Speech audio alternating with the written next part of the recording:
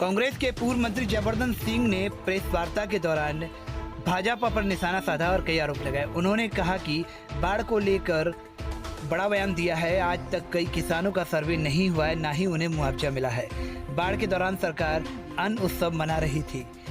वहीं उन्होंने उज्जैन इंदौर की घटना पर बोले, विश्वास सारंग और रामेश्वर शर्मा मानसिक तनाव में हैं। अगर महंगाई है तो नेहरू जी की वजह से है, बाढ़ आई तो नेहरू जी की वजह से आई। भोपाल सांसद तो एक विचित्र ही चीज है, जो लोग सरकार खरीदकर बनाते हैं तो ऐसे ही लोग बयान देते हैं। मध्य प्रदेश में बड़ा मुद्दा बेरोजगारी का है। कोरोना की तीसरी लहर को लेकर सरकार तैयार नहीं है। ऑक्सीजन प्लांट, वैक्सीन पर्याप्त है, जयवर्धन सिंह। पेट्रोल डीजल के दाम दोगुने हो गए। यही लोग यूपीए सरकार पर महंगाई को लेकर चिल्लाती थी। 67 साल के इतिहास में 15 पीएम रहे, लेकिन अब तक इतनी महंगाई नहीं हुई। यह आरोप भी जयवर्धन सिंह ने भाजपा पर लगाए। उन्होंने कहा कि जब से सिंधिया जी बीजेपी में गए हैं, तब से बीजेपी 3 ग्रुप में बंट गई है। सिंधिया भाजपा, शिवराज भाजपा और नाराज भाजपा। कांग्रेस में गुटबाजी उनके जाने के बाद खत्म हो गई। ये बड़ा बयान जयवर्धन सिंह ने दिया है।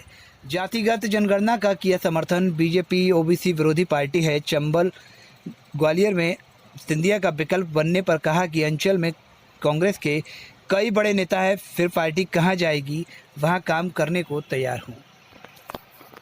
वैक्सीनेशन उत्सव से कुछ नहीं होने वाला है। वो तो लगातार प्रतिदिन अधिक संख्या में वैक्सीनेशन हर गांव तक पहुंचना चाहिए है। आज भी हम देख रहे हैं कि हर तहसील में या हर सब डिवीज़न में एक दिन में 4, 5, 6, 8 पंचायतों में कैंप लगते हैं और वहाँ इतनी भीड़ इकट्ठी हो जाती है कि व्यवस्था काफ़ी ख़राब हो जाती है।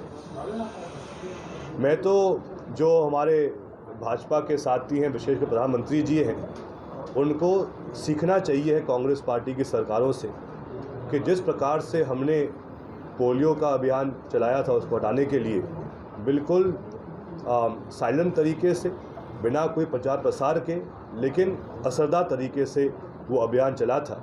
लेकिन जिस प्रकार से हम देखते हैं कि हर पेट्रोल पंप पे, हर बड़े विज्ञापन में विषय टीका का है, बड़ी फोटो लगी है मोदी जी की और उसी विज्ञापन पे लिखा है धन्यवाद मोदी जी।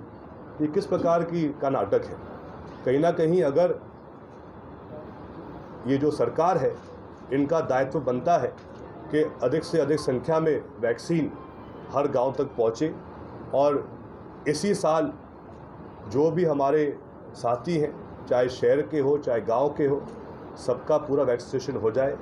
ये लक्ष्य होना चाहिए है। लेकिन जिस गति से काम हो रहा है, मुझे तो संदेह है कि अगर इस साल तक पूरा हो पाएगा।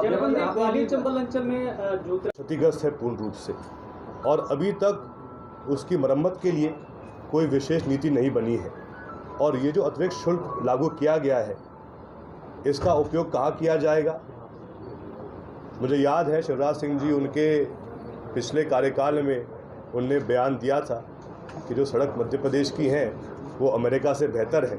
लेकिन आज जो स्थिति आप देख रहे हैं, विशेषकर सभी अखबारों ने जो बहुत ही ख़राब स्थिति सड़कों की है, काफ़ी कुछ आपने उसके बारे में छापा भी है, तो उससे ही सब कुछ स्पष्ट हो जाता है। शामिल हुए हैं। अब भाजपा बढ़ गई है 3 हिस्सों में। एक है शिवराज भाजपा, एक है महाराज भाजपा और एक है नाराज़ भाजपा। तो अब आप सब खुद ही देख रहे हैं कि जब से सिंधिया जी का प्रवेश हुआ है भाजपा में, किस प्रकार से भाजपा में गुटबाजी बढ़ गई है। अगर हम बात करें ग्वालियर चंबल क्षेत्र की, नरेंद्र सिंह तोमर जी हो, यहाँ तक कि वी.डी. शर्मा साहब भी, वैसे उनका गृह संभाग तो यही है, ग्वालियर चंबल क्षेत्र ही है।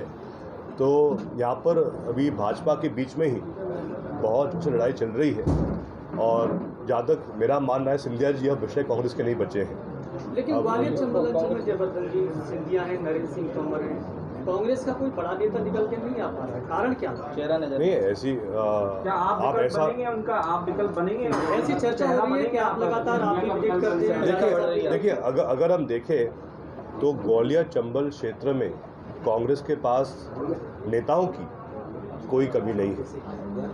मेरे पास या हमारे पूर्व मंत्री लखन सिंह यादव जी बैठे हैं। इनका जो ट्रैक रिकॉर्ड है चुनाव जीतने का, वो खुद साबित देता है कि उनकी कितनी अच्छी पकड़ है।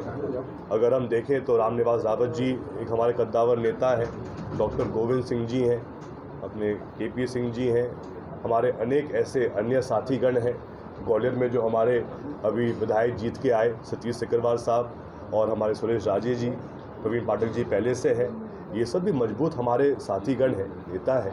और जहाँ तक मेरा सवाल है, मैं ज़रूर ग्वालियर संभाग का ही एक सदस्य निवासी हूँ, और जहाँ मेरी आवश्यकता होगी मैं जी जान से हाजिर रहूँगा कांग्रेस पार्टी के लिए और हर एक कार्यकर्ता के लिए, जनता के लिए। तो क्या है, पार्टी तय करेगी कि कब कैसे उसमें परिवर्तन होना या नहीं होना है।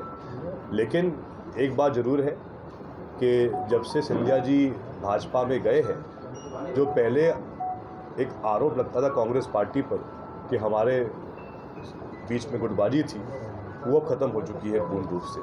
हम सब प्रतिबार कांग्रेस की बनाएंगे, कमलनाथ जी मुख्यमंत्री बनेंगे, और उस लक्ष्य के लिए हम लगातार अगले 2 साल जी जान से सड़कों पर मेहनत करेंगे, जनता के बीच रहेंगे और जनता का विश्वास जीतेंगे। प्रदेश में पक्ष और विपक्ष दोनों बिहार में ओबीसी की जातिगत जनगणना की मांग उठा रहे हैं, आप क्या चाहते हैं, होना चाहिए, आप किस पक्ष में हैं?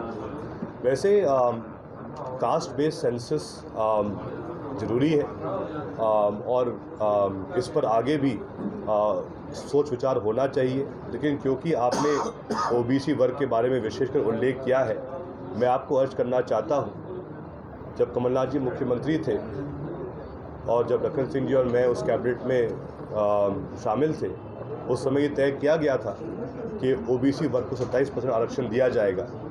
लेकिन बहुत अफसोस की बात है, सरकार जैसे ही बदली और जो वर्तमान सरकार के AG है, जब उन्होंने उनका उत्तर प्रस्तुत किया कोर्ट में, तो उनने ये उसमें उल्लेख किया कि जो शायद 13-14% अतिरिक्त जो आरक्षण होना है, ये अभी संभव नहीं है।